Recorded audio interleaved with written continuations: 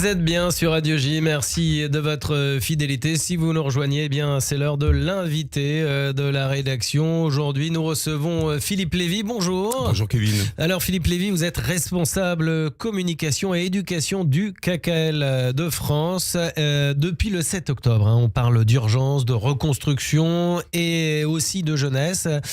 Et on va prendre tout ça. Et donc, en une phrase, le KKL aujourd'hui, c'est quoi, Philippe Lévy? Le Keren Kayemet les Israël, c'est la grande institution sioniste créée en 1901 au 5e congrès sioniste dans le geste d'Herzl. Si vous le voulez, ça ne sera pas un rêve, mais pour tangibiliser le rêve, et notamment à travers le rachat des terres en Palestine mandataire, il fallait bien reboiser ce désert qui n'était pas du tout arable, qui était assez hostile. Et le KKL a participé donc à cette grande aventure sioniste pour produire la physionomie de l'Israël tel que nous le connaissons, avec ses forêts, avec ses réservoirs d'eau, avec ses parcs, avec cette vie. Et d'ailleurs, le KKL a permis les peuplements successifs, notamment les aliotes, pour que, on puisse vivre en Israël de la façon la plus agréable. Et le Keren Kayemet, depuis le 7 octobre, notamment, s'engage sur la reconstruction. Je rebondis sur ce que vous dites. Depuis le 7 octobre 2023, qu'est-ce qui a le plus changé dans vos priorités, Philippe Lévy? Eh bien, nous participons vraiment à cet élan de reconstruction depuis le 7 octobre. Il faut savoir que le KKL est engagé, le KKL Israël et bien sûr le KKL de France prend sa part, est engagé à hauteur de 200 millions d'euros sur la réhabilitation d'Israël. Donc par exemple 20 millions au titre du seul kibbutz Nir Oz, ce kibbutz qui a été endeuillé comme le kibbutz de Kfar Aza, etc. Et les efforts de résilience et de régénération d'Israël, notamment dans les localités du Negev, de la Galilée, participent d'une dynamique où le KKL est partout en fait. On est sur bien sûr la réhabilitation des forêts. Je vous rappelle qu'il y a eu des méga-feux importants. Et effectivement. Le KKL, ce sont les arbres, évidemment, c'est la forêt, c'est la biodiversité. C'est aussi l'humain, si j'ose dire, avec un programme. Alors nous, on l'a intitulé la reconstruction, c'est maintenant quelque chose d'un peu performatif parce que, d'ailleurs, quand on a emmené des journalistes il y a quelques mois dans les kibbutz de Kfar Aza, on a entendu le bruit des perceuses, alors que c'était un site très endeuillé, mémoriel. On se posait d'ailleurs la question de savoir qu'est-ce qu'on allait faire de ce kibbutz, les résidents eux-mêmes, qui pour partie ont été d'ailleurs relogés grâce au KKL dans un autre kibbutz de Ruchama. Mais beaucoup se posent la question de savoir comment on va reconstruire. Le KKL prend sa part. On va notamment relever les régions dévastées par les attaques du 7 octobre. On va redonner vie aux kibbutzim, aux forêts, aux écoles, aux communautés meurtries du Sud et du Nord. Et notamment, on va s'occuper de tous ces jeunes qui ont un post-trauma très important, en aidant des centres de réhabilitation, alors un peu holistique justement, puisque les festivaliers de Nova, etc. Bon, c'est une génération cabossée quand même, qui est en train de poindre. Oui, c'est le moins qu'on puisse dire. Et Philippe Lévy, j'allais dire, avec tout ce que vous venez d'énoncer, toute cette accélération de décision, ces mobilisations, ces événements et tout il faut le dire, cet argent qu'il faut sortir dans ce contexte géopolitique actuel. Comment, Philippe Lévy, tenez-vous la ligne, l'aide, la reconstruction, les liens, le lien à Israël, sans être réduit à un discours politique au fond? Alors, je rappelle que le KKL n'est pas partisan. Le KKL, c'est, si j'ose dire, le bras armé de tous les gouvernements successifs d'Israël. Il y a, si vous voulez, quelque chose de co-substantiel entre le KKL et le sionisme, l'histoire d'Israël et même son avenir, son destin. Et nous, on regarde vers demain, on travaille avec toutes les bonnes volontés, et évidemment, quand on est au KKL, quand on est en Israël, tout plaide pour le KKL. Vous traversez une forêt, vous allez dans un lac, vous allez au parc de la Oula, où il y a des migrations de millions d'oiseaux. C'est le KKL. Si vous voulez, quand on foule le pied en Israël, à travers cette nature, le KKL est toujours autour. Bien sûr.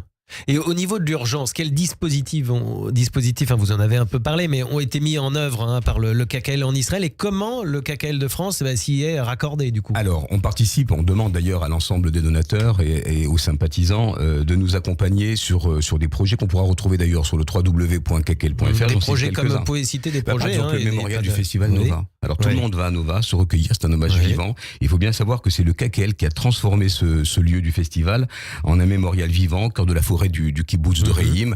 Alors au début c'était un peu anarchique, chacun venait mettre bien sûr les anémones sauvages, la photo de ceux qui ont été sauvagement tués, et ce mémorial qui est devenu un espace ouvert est visité systématiquement en Israël. Donc nous aider à continuer à préserver ce festival Nova dans son approche mémorielle et éducative. On soutient par exemple les étudiants rescapés du 7 octobre à travers un dispositif de bourse parce que leur parcours universitaire est menacé. Ils ont vécu un véritable décrochage. Pas facile de se remettre à l'ouvrage quand on a été par exemple ballotté. Quand on est, bien sûr, parce qu'il y a des gens qui n'ont plus de maison pendant ils sont ballottés d'un hôtel à l'autre. Près de 2 ans, ils n'ont plus de chez eux, si on peut dire. Quand on faisait communauté et qu'on se retrouve complètement ballotté d'hôtel en hôtel, je peux vous dire que c'est difficile de refaire du lien.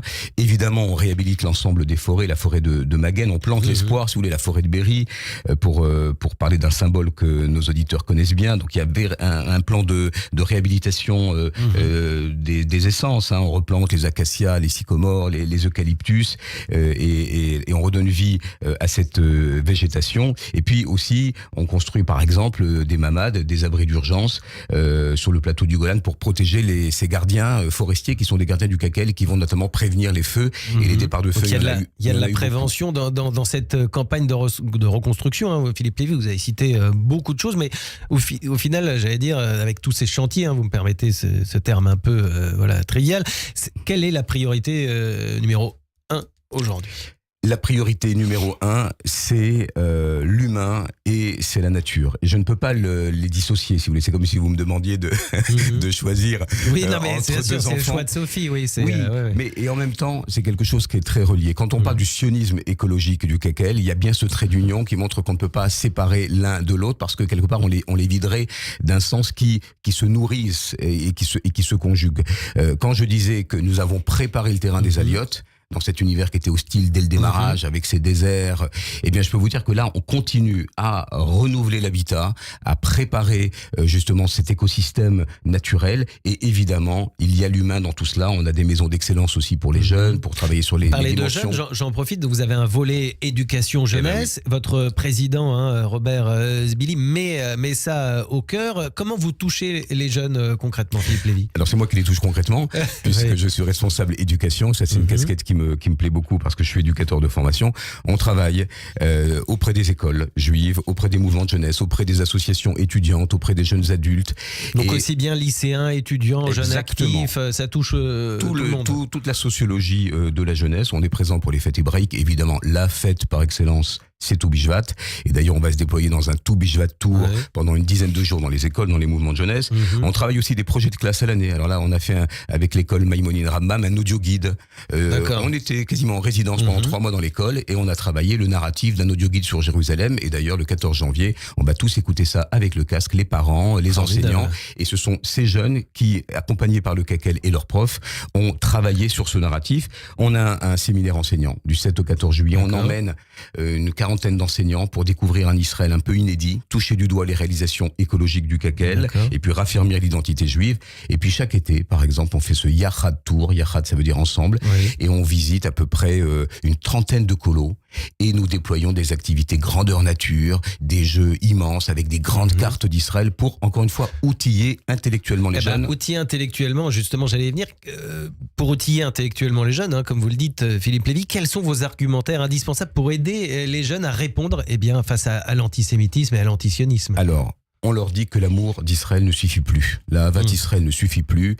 Il faut absolument qu'ils se documentent, qu'ils sachent lire une carte, qu'ils comprennent l'histoire d'Israël. Pour pouvoir répondre vraiment pour pouvoir argumenter. Nous, on n'est pas en mode on va vous donner des punchlines. Je ne dis pas que ça ne réussit pas chez les adultes qui ont comme ça une linéarité, une compréhension peut-être un peu plus fondamentale de ce que c'est que l'histoire d'Israël. Mais on va travailler de manière beaucoup plus profonde et sur des ateliers, sur des publications, sur des workshops, sur des séminaires. Et évidemment, on va financer un certain nombre de Shabbaton et de séminaires des mouvements de jeunesse. Donc vous aidez les jeunes également à garder, si je puis dire, la tête froide face aux fake news sur les réseaux sociaux, aux images chocs, aux pressions de groupe. Comment on travaille sur l'argumentation. Pour ça. Alors on donne des outils. on donne de l'information, on travaille sur les apprentissages, et puis on travaille aussi sur la fierté juive. C'est-à-dire qu'en fait, on dit aux jeunes, ne vous maranisez pas. Oui. Alors, c'est plus facile à dire qu'à faire. Bien sûr, parce que voilà, on sait que le gouvernement israélien appelle même les juifs et leurs ressortissants à ne pas aller à l'étranger, à ne pas trop s'afficher. On a vu, là, si je puis dire, un jeune homme qui s'est fait, on peut le dire, massacrer à Chypre, qui va peut-être perdre un œil parce il était simplement au téléphone en train de parler hébreu. Donc forcément, oui, l'inquiétude est là. C'est une inquiétude. Oui. Il y a une phobie scolaire, il y a une phobie universitaire. Évidemment, dans les facs de sciences humaines, etc., quand on rencontre ces jeunes-là, je sors d'un stage avec les EI, les scouts juifs, et on a fait justement ce travail de hasbara, c'est-à-dire d'argumentation, mais en redonnant de la consistance, en les armaturant sur une argumentation, etc. D'ailleurs, on le voit presque physiquement, ils se redressent, ils se réalignent, ils ont un contact visuel beaucoup plus prégnant, et d'une certaine manière, ils comprennent que c'est par cette argumentation-là. Alors évidemment, on n'a pas d'argumentation avec des gens qui ont une ignorance crasse et qui vous disent tous les jours Free Palestine. En revanche, quand on va au milieu du guet avec quelqu'un qui dit allez, parlons de ce sujet-là, et qu'on en a un peu sous le capot, on se rend compte qu'un dialogue est possible, ténu, mais que le dialogue est possible. Le KKL a une actu riche, voyage, vous le disiez, concerts, conférences. Vos prochains temps forts, c'est quoi Donnez-nous 2-3 rendez-vous à noter, peut-être pour quel public. Et puis après, vous nous expliquerez peut-être brièvement comment aider le KKL.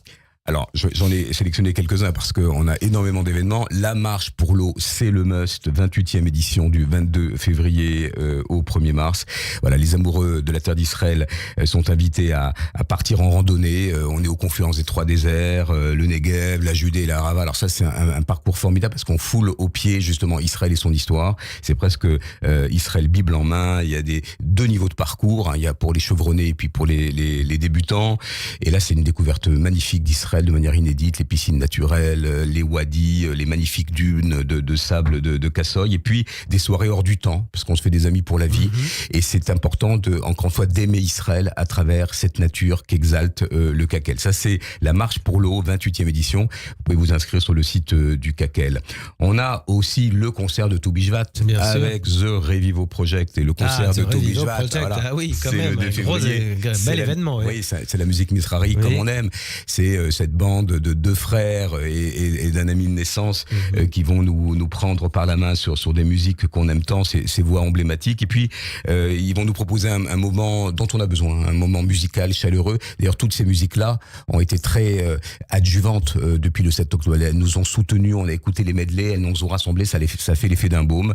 Lundi 2 février au Théâtre Mogador, c'est le Revivo, le retour du Revivo Project. Là aussi, on prend 2 février les au Théâtre billets Mogador. Sur le site du KKL. Bien sûr, et puis on essaie quand même d'apporter une dimension culturelle et intellectuelle à travers tout un cycle de conférences. Alors, je vous parle de la prochaine, elle est intéressante parce qu'elle est sur le franco-judaïsme. On aura le plaisir de recevoir Denis Oliven, qui vient de commettre un magnifique. Oui. Peut-être l'avez-vous reçu Non, ici. Mais oui, il a été reçu ici, je pense, par Frédéric Aziza. Je ne veux pas dire de bêtises, mais il me semble que oui, plusieurs reprises. Très intime, très joliment écrit. Je viens de le terminer. C'est rare qu'on termine un dictionnaire du début jusqu'à la fin. Et on le recevra donc le 7 janvier à 19h30. Là aussi, vous allez sur le site du KKL pour prendre vos places. C'est presque complet, mais c'est un très beau moment.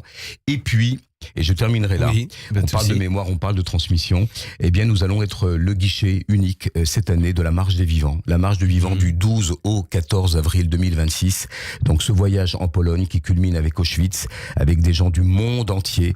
Et inutile de vous dire, Kevin, que avec ce mot de génocide qui a été dévoyé, avec les attentats de Sydney, et on n'est jamais sûr qu'il n'y en aura pas d'autres, avec aussi ce constat que de manière inéluctable, les grands témoins vont disparaître. C'est le moment, si vous n'avez pas fait Auschwitz, là je m'adresse vraiment en vox populi à vos auditeurs, de participer à cet événement qui est vraiment un marqueur important de la mémoire. Si vous voulez devenir à votre tour, comme le disait Elie Wiesel, témoin de témoins, rejoignez la Marche des Vivants. C'est le KKL qui en est le guichet. Là aussi, information sur www.kkl.fr. Merci beaucoup Philippe Lévy. Donc on retient urgence, reconstruction et transmission avec une priorité bien évidemment à la jeunesse. Je rappelle Philippe Lévy que vous êtes donc responsable communication et éducation au KKL de France. Merci beaucoup d'avoir été avec nous sur Radio J. Bonne réussite et à bientôt. Toda Rabba.